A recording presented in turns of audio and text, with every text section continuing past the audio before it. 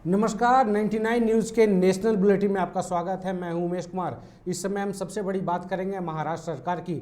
महाराष्ट्र में सियासी उठापटक के बीच शिवसेना ने बड़ा दाव किया है। शिवसेना ने कहा है कि एकनाथ शिंदे के खेमे में शामिल अकोला से विधायक नितिन देशमुख को सूरत की एक होटल में गुजरात पुलिस ने पीटा है। वे मुंबई आना चाहते थे, लेकिन उन्हें बंधक बनाकर गुवाहाटी लाया गया। सूरत के स्थानीय शिवसेना नेता प्रवेश खेरे ने बताया है कि नितिन देशमुख होटल से निकलकर एक चौराहे पर आए थे, जहां उन्होंने हम लोगों से मुंबई जाने के लिए मदद मांगी। हम लोग जब तक चौराहे पर पहुंचे तब तक उन्हें पुलिस पकड़कर होटल ले जा रही थी।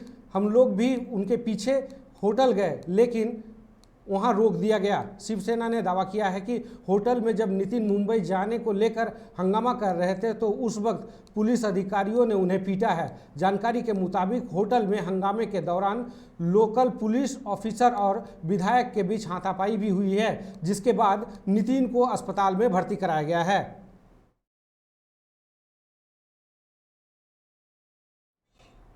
महाराष्ट्र में सियासी उठापटक के बीच उद्धव ठाकरे सरकार विधानसभा भंग कर सकती है। शिवसेना सांसद संजय राउत ने इसके संकेत दिए हैं। उन्होंने सोशल मीडिया पर पोस्ट कर महाराष्ट्र सरकार में पॉलिटिकल हलचल के बारे में बताया है। विधानसभा भंग करने की दिशा में बढ़ रही है, यह बताया गया है। वहीं मुख्यमंत्री उद्धव ठाकरे ने आपातकालीन बैठक बुलाई है। हलचल के बीच मुख्यमंत्री के बेटे आदित्य ठाकरे ने अपनी ट्विटर बायो से मंत्री पद हटा लिया है। आदित्य ठाकरे महाराष्ट्र सरकार में पर्यटन और पर्यटन विभाग के मंत्री हैं। इससे पहले बुधवार की बात करते हैं राउत ने कहा है कि ज़्यादा से ज़्यादा होगा कि सत्ता चली जाएगी, लेकिन पार्टी की प्रतिष्ठा से समझौता नहीं करेंगे।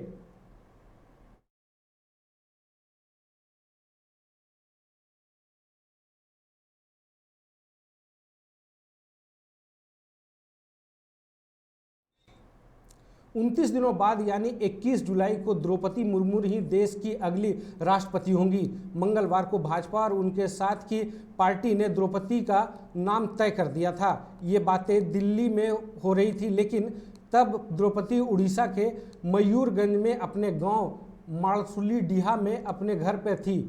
साथ में उनकी बेटी अतिश्री थी। अतिश्री ने बताया है कि शाम को एक कॉल आया था, शायद प्रधानमंत्री का कॉल था। उन्होंने जो भी कहा, लेकिन माँ उसके बाद चुप हो गई, आंखों में आंसू थे, कुछ ही बोल पाती। इससे पहले थोड़ी देर बाद बस धन्यवाद कहकर बहुत मुश्किल से धन्यवाद कह पाई। द्रौपदी ने कहा है कि क्षण मेरे आदिवासी और महिलाओं के लिए ऐतिहासिक है। बाद में अतिश्री ने बताया है कि उनसे कहा कि यह सपने जैसा है। झोपड़ी में सर्वोच्च पद का दावेदार बनने तक का सपना सिर्फ सपना ही है। आदिवासी समुदाय के लोग सपना तक नहीं देख सकते हैं।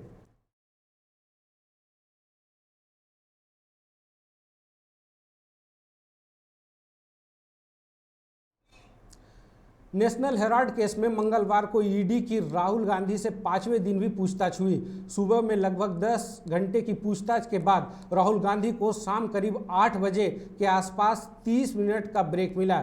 इसके बाद वे करीब 8:45 बजे वापस ईडी के दफ्तर पहुंचे। उसने देर रात तक पूछताछ के बाद उन्हें जाने दिया गया। अब राहुल से आज यानी बुधवार को पूछताछ नहीं की जाएगी। राहुल से पूछताछ के खिलाफ कांग्रेस नेताओं के प्रदर्शन का दौरान महिला कांग्रेस अध्यक्ष नेटा डिसूजा का एक वीडियो सामने आया है, जिसमें देखा जा सकता है कि प्रदर्शनकारियों को पुलिस गिरफ्तार कर बस ले जा रही थी। इस दौरान बस के दरवाजे पर खड़ी डिसूजा ने महिला पुलिसकर्मियों पर थूक दिया है। प्रदर्शन के दौरान कांग्रेस नेताओं की पुलिस से झड़प भी हुई है।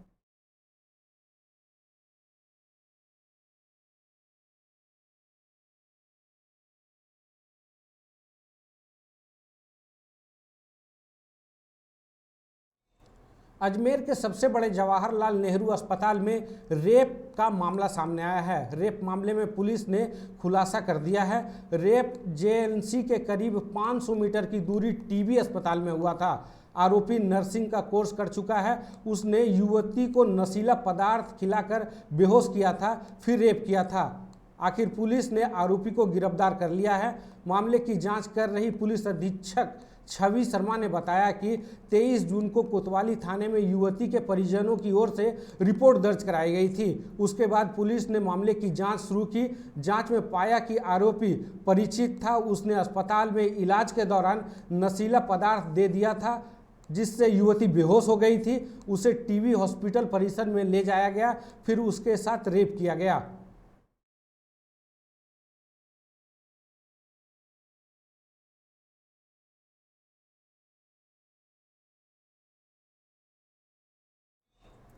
अफगानिस्तान में आज सुबह भूकंप से जान माल का भारी नुकसान हुआ है। मीडिया रिपोर्ट के अनुसार भूकंप की तीव्रता 6.1 दर्ज की गई है। इस घटना में 250 लोगों की जान गई है, जबकि 150 से ज़्यादा लोग घायल हैं। यूएस जियोलॉजी के सर्वे के मुताबिक भूकंप का केंद्र अफगानिस्तान के खोस्त शहर से 40 किलोमीटर दूर था। दूसरी तरफ यूरोपियन डेल्मियन एसोसिएशन सेंटर ने बताया है कि इस भूकंप का असर 500 किलोमीटर दूर तक के दायरे में था।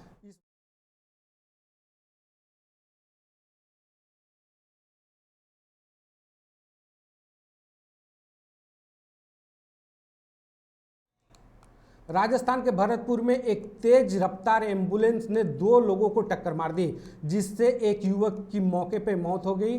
भरतपुर के दंबगई क्षेत्र में शराब के नशे में एम्बुलेंस चला रहे थे। ड्राइवर ने एक 12वीं क्लास के स्टूडेंट व एक अन्य व्यक्ति को टक्कर मार दी। इसमें गंभीर रूप से घायल स्टूडेंट की इलाज के दौरान मौत हो गई। घटना के नदवई कस्बे के नज़दीक हबैना सड़क पर हुई है। इस घटना का एक वीडियो भी सामने आया है। स्टूडेंट को टक्कर मारने में ये एम्बुलेंस आगे पुलिया से टकरा गई। एम्बुलेंस चालक को पुलिस ने हिरासत में ले लिया है।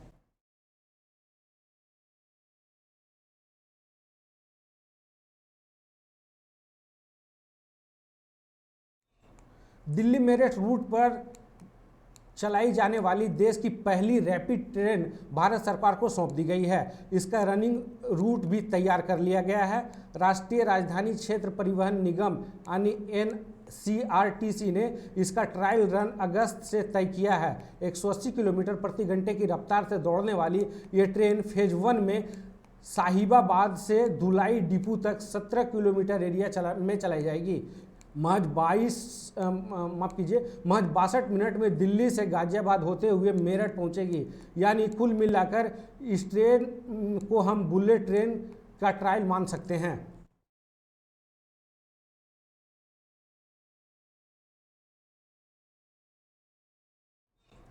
कश्मीर में पिछले 4 दिनों से हो रही बारिश के चलते नदियों और नहरों में जलस्तर बढ़ गया है। इसके चलते बाढ़ जैसे हालात हो गए हैं। बारिश का पानी घरों में घुस गया है और कई पुल भी ढह गए हैं। सड़कों पर पानी भरने की वजह से जम्मू श्रीनगर हाईवे बंद कर दिया गया है। स्कूलों को भी बंद कर दिया गया है। बारिश के बाद कई इलाकों में आई बाढ़ से लोगों को जीवन यापन पर गहरा असर पड़ा है। बारिश की वजह से कई इलाकों में बिजली व्यवस्था भी ठप कर दी गई है।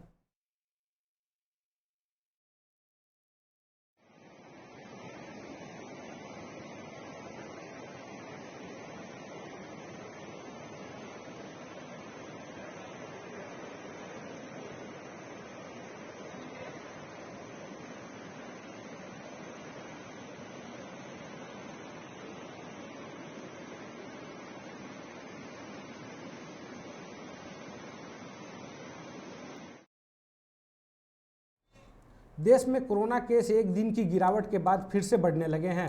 पिछले 24 घंटे में 12,150 नए केस मिले हैं।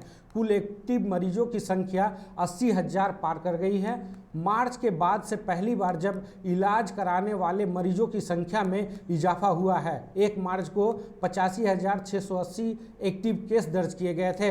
महाराष्ट्र में पिछले 24 घंटे में 3,659 केस मिले हैं। यहाँ 3,365 मरीज ठीक हुए हैं और 1 मरीज की मौत हुई है। महाराष्ट्र में फिलहाल एक्टिव मामले 24,915 है। मंगलवार को 39,094 कोविड टेस्ट किए गए हैं और पॉजिटिव रेट 9.36 दर्ज किया गया है। एक दिन पहले राज्य में 2,394 नए केस मिले थे और पॉजिटिव रिपोर्ट 10.36 दर्ज किया गया था।